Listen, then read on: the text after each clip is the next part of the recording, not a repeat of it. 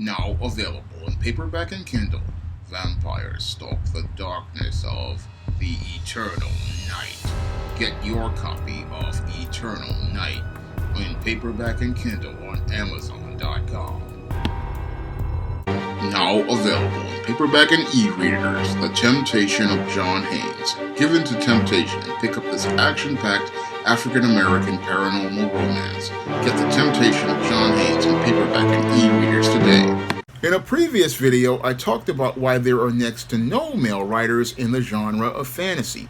And in this video, I wanted to talk about what we're missing as related to the contributions of male writers, because they're not being able to get access to the publishing houses to get their work shared to a larger audience.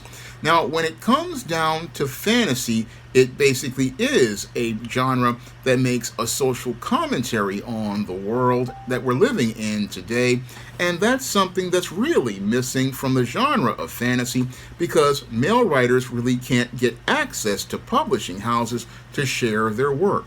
Now, the entire publishing industry is mostly controlled by white women, and because it's controlled by white female editors and white female literary agents, it's next to impossible for a male author, especially a black male fantasy writer like myself, to gain publication and gain access to a larger book market, and that basically is really costing the entire genre of fantasy as related to its entire picture, as related to storytelling all around. Now, when it comes down to the fantasy genre, when it was written mostly by men, came from a different perspective, because men are mostly logical, and because men are mostly logical, we focus on two things with fantasy writing. One, we focus on world building and making a larger world as related to the story we're telling, all as related to the universe we're creating. And two, as we build that world, we want to make a social commentary on the world that we're living in today. That is what many brilliant fantasy writers in the 20th century used to do, like the late Ray Bradbury, the late Gene Roddenberry, the late Richard Matheson, the late Rod Serling. These were the original masters of the entire fantasy genre, and when they went out here writing fantasy, they wanted to go out here and make a social commentary on the world they were living in the 20th century, and that's what was really lacking from the entire fantasy genre here in the 21st century, because male writers are not able to access the publishing market due to all of the white female gatekeepers, because all the white female gatekeepers are basically controlling the entire publishing industry and colluding to keep men out based on a false perception of female oppression. What's happening is that we're not getting those stories that make social commentary on the world, and we're not getting stories that build a larger world that people can go to escape in. No, when it comes down to women, women are emotional, and female writers, because they're emotional, they go out here and see fantasy from a completely different lens. And again, from that lens, yes, we get a lot of whimsical things as related to imagination, like in the stories of Harry Potter. But unfortunately, when it comes down to female writers, they don't really know how to structure a world where we can get a story that basically transforms a character in a character transformation arc, and we really don't get to see that character grow to actualize their potential. Because if we compare Harry Potter to Luke Skywalker from the original Star Wars trilogy, Harry Potter, yes, he's a boy who's growing up to become a wizard, to so-called challenge Lord Voldemort, but eventually towards the end of Harry Potter, the story just kind of falls apart around Deathly Hallows, and the conclusion for Harry Potter is he goes to go work for the city as related to Hogwarts, and again, that's not really a satisfying conclusion. No, when it comes to fantasy, people want to see the hero, again, overcome the villain, and that's what we saw with Luke Skywalker's character transformation arc. We saw this kind of naive farm boy turn into this fighter pilot, and then eventually turned into this Jedi Knight on his way to learning the Force. And then, as the story gets twisted in Empire Strikes Back, he learns that Darth Vader is his father, and after he learns that Darth Vader is his father, he goes to redeem his father in Return of the Jedi, and that redemption story, again, of a son redeeming his father, that destiny of, again, bringing balance to the Force, from it being slanted to the dark side to then being balanced by Luke Skywalker. Again, that was great fantasy writing because it made a social commentary not only about war, but also about men, and again, a son, again, basically taking on the legacy of his father. That's what fantasy writing is all about. Again, that social commentary about life in the world today, and that's something that's sorely lacking from most of the female fantasy writers, who are mostly focused on going out here and having some socially awkward heroine like a Bella running into a handsome hunky vampire like what's his, I forget his name, whatever his name is from Twilight. But the whole thing is that guy, basically, he's just there to be the hot guy that she can lean on, but there's no substance between both of them. I mean, his name is Edward. Yeah, it's Edward and Bella, but the whole thing is there's not much substance there, and the women basically are reading the books to be titillated, whereas when men write fantasy, men are reading because they want to see this larger world, and they want to see this larger world being built, similar to what happened with Middle-earth, with Lord of the Rings. I mean, the thing that drew people into Tolkien was we were being taken into a world, and that world was designed to, again, make social commentary on our world, and that world was something people were drawn to, again, drawn into that world, and that's what's missing because we don't have male writers in the space, and male writers like myself, when we write fantasy, we build worlds with people, and we build worlds to make social commentaries between the lines of our stories. I mean, in comparison, you got Stephanie Meyer with Twilight with Edward and Bella in a love story, whereas when I wrote Eternal Night, I was thinking with Lilith, I wanted to, again, make a commentary on the world as related to the war of the spiritual, and I wanted to make that commentary on the world as related to the war between the forces of good and evil, and the spiritual war we don't see because Lilith is an atheist, and again, this atheist doesn't believe in God, and because she's got issues with her father, who's a pastor, she basically doesn't want anything to do with the church, and it's not until she runs into the vampire Malice that she starts to realize, oh, there's a really importance to the church, that it is the refuge and strong tower to people as related to this spiritual war. And as she's out here in the world that she always wanted to be a part of, she finds out about all the evil going on in the world as related to the demons and creatures of the night.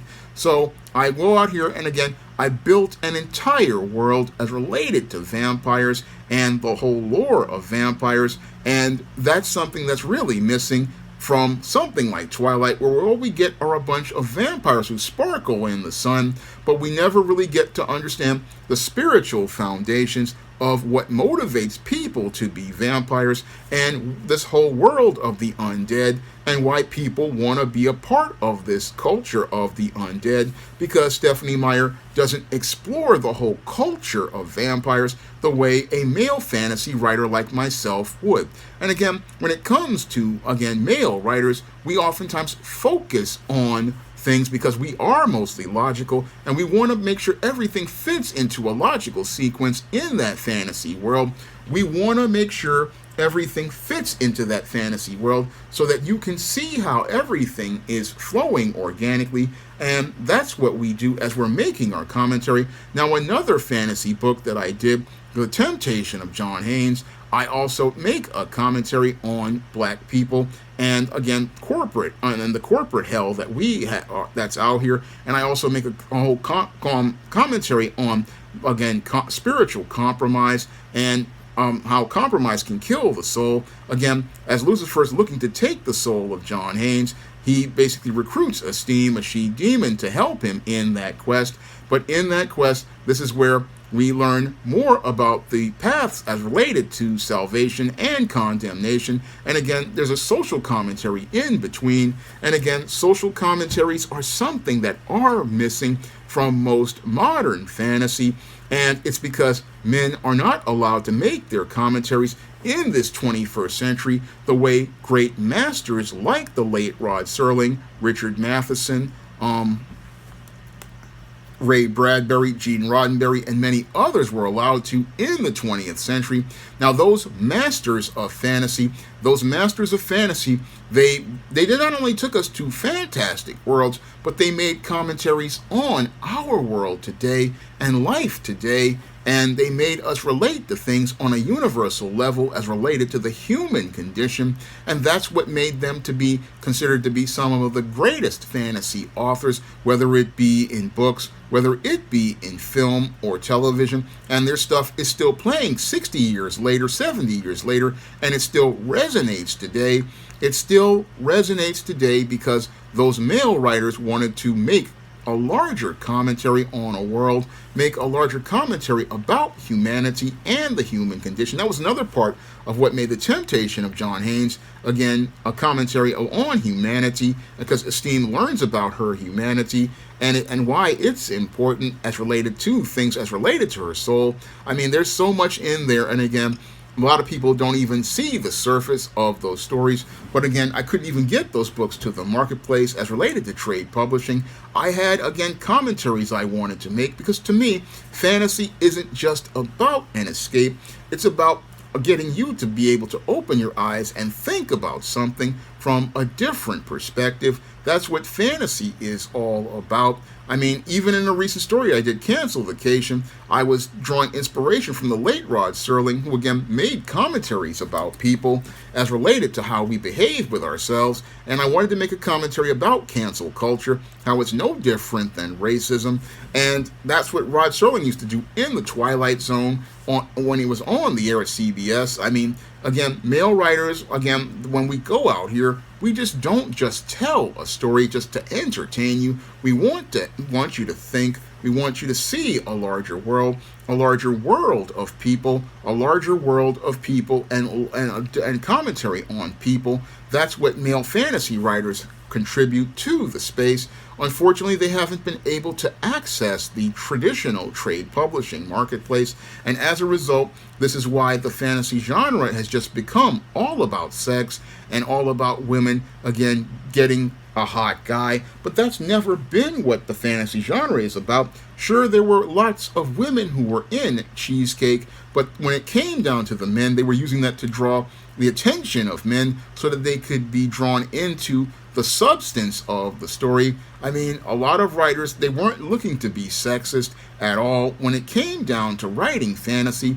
No, when it came down to writing fantasy, many men, what they wanted to do was go out here and draw your attention to the story. And one of the ways you draw attention to the story is you put a hot chick on the cover. I mean, like, for example, I did this story called Isis Dark Incubus. This is the Isis series book. And again, got a hot chick on the cover with a handsome man. And again, got that there because what I really want to do is draw you in, because I make a commentary on the impact of white supremacy on the black female mind and how it prevents black women from being able to love a man. And that was part of the commentary I was telling with Isis Dark Incubus. I mean, whenever I go out here and put fingers to the keyboard for a fantasy story, it's to get you to be able to look at the world and say, hey, he's giving me some perspective on a subject. He's giving me some ideas on things. I mean, that's what great fantasy writers like Gene Roddenberry, Ray Bradbury, Richard Matheson, and guys like Rod Serling went out here and did. They put fingers to the keyboard because they wanted to make that deeper social commentary we really don't get with many female writers these days. I mean, when it comes down to female writers, yeah, it's nice that they're in the space, but all of their stories are mostly fluffy and flashy and don't really have that heavy substance that I was used to growing up on, watching episodes of Star Trek, The Next Generation, Star Trek Deep Space Nine. I mean, and other types of shows like that. I mean, that's what really made those shows great and made them resonate for years. I mean, sure, I like my other type of cheesy sci-fi fantasy shows like Hercules, The Legendary Journeys, and Xena Warrior Princess seasons 1 through 4. I mean, I like those type of shows, but the whole thing is that the roots of fantasy, they are all in a much deeper story, and that's what male writers brought to the space that's really lacking these days. I mean, when it comes down to fantasy, again, male writers, a lot of people don't understand that what they bring to the table as related to things is, yes, you're making a fantasy world, but you're making observations about the real world, and that's what I do here at SJS Direct. I mean, books like The Temptation of John Haynes and Eternal Night, again, they have a great action-packed fantasy story about taking on forces of the supernatural, but between the lines of those stories as related to the supernatural are stories about the human condition, stories that make commentary about life and make commentary about black people and black culture. That's what I wanted to bring to the fantasy space. And again, that's what's really missing from fantasy, because we don't open the space to male authors. We don't open the space to male authors because women say that white women say they're being oppressed, but the irony is that they're participating in oppressing men, especially heterosexual black men like myself, who have a lot to offer to the fantasy genre, because there aren't that many stories that talk about white supremacy's impact on the black female's mind, like Isis Dark Incubus, or stories like Eternal Night, which talk about the spiritual war that's going on on earth as we are out here, and how the church is again that great refuge as related to that war, and how many of us take that church for granted as related to the gospel that Jesus wants to give us. Or stories like The Temptation of John Haynes, which show us again how the devil can try to tempt a man, but how that man's example of Christ makes it a two-way street, and again about the choices as related to our souls. There's a lot more going on behind the pages of fantasy written by male authors. Again, male authors who are competent and on their stuff.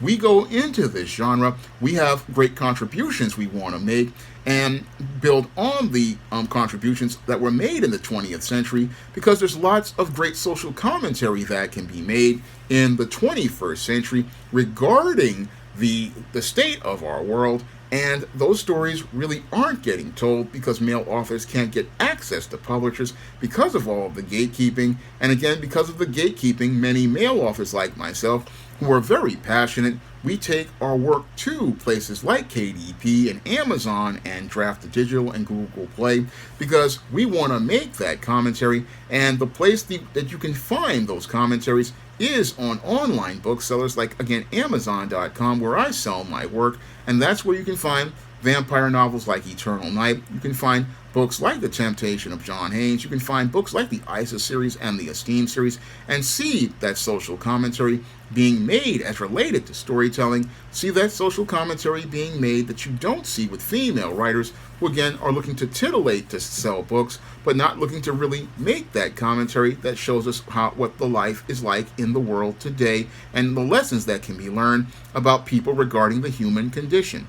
Now, if you want to help me be able to continue making books that in the black fantasy genre, you can drop a donation to the Patreon, the PayPal, or the Cash App, and I use that money to pay comic artists to design and pay colorists to do the covers for books like the Isis series and many of my other titles on the SJS Direct imprint.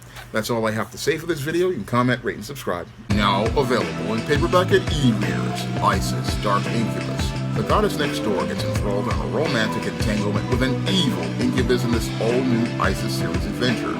Get your copy of Isis Dark Incubus in paperback and e-readers today. Now available in paperback and e-readers, Esteem Season of the Witch Girl. The aspiring angel takes on a wicked teenage witch in this action-packed, all-new Esteem series adventure. Pick up your copy of Esteem Season of the Witch Girl in paperback and e-readers at online booksellers today. Now available in paperback and e-readers, Esteem Horror in the Hamptons. The aspiring angel tries to escape a house of horrors in this action-packed, all-new Esteem series adventure. Get your copy of Esteem, Horror in the Hamptons in paperback and e-readers at online booksellers everywhere.